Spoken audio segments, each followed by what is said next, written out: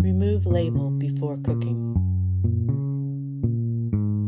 Cinnamon and Saffron, Regarding Love and Squashes, by Alisa Golden, 1997. Never mind the press.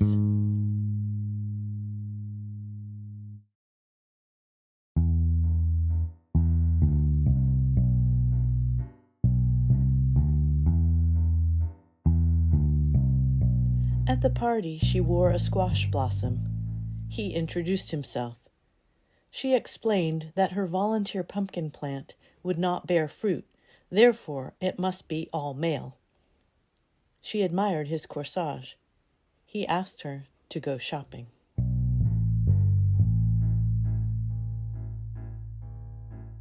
At the farmer's market, he lingered at the truck full of squash. She tried to take his arm, but his hands were all over members of the cucurbit family. She began murmuring each of their names in French. He looked at her.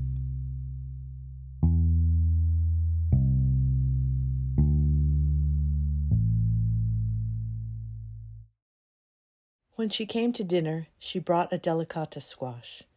He examined the label on it, and his face glowed. "I like vegetables with directions right on them," he said.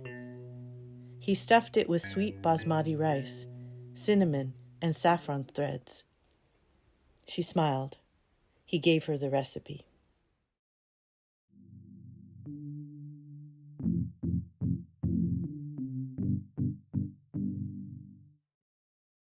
The next night she brought 2 sweet dumpling squashes, a kabocha, and a batch of pumpkin muffins. They cut the sweet dumplings in half and placed them, cut side down, in a shallow pan of water. Meanwhile, they cut off the top of the kabocha, scooped out the seeds, and fixed a stew with black-eyed peas, corn, tomatoes, and chilies. Her hands burned from handling the chilies, and neither oil, cream, lemon juice, nor soap would relieve them.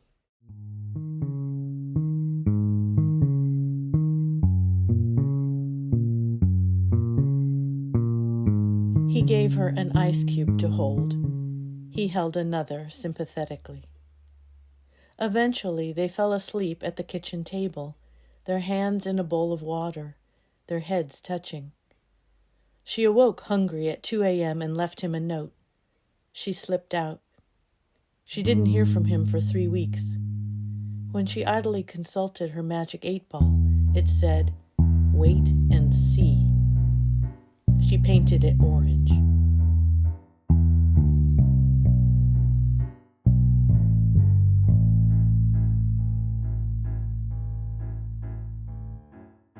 He showed up one dinner time bearing new blossoms and 2 squashes, acorn and spaghetti. She filled the acorn squash with onions, Swiss cheese, bread cubes, and condensed milk, and made a brilliant red sauce with fresh tomatoes. He grated the Parmesan cheese. Their skin began to take on a yellowish tone. They felt warm. The windows steamed up. He put the blossoms in a bowl of water. She stuck the squash labels to the front of her sweater.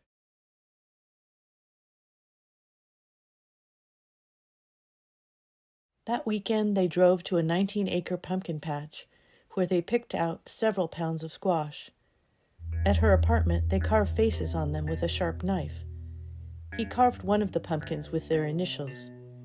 She hesitated, then carved one with a heart. He gave her his. She gave him hers.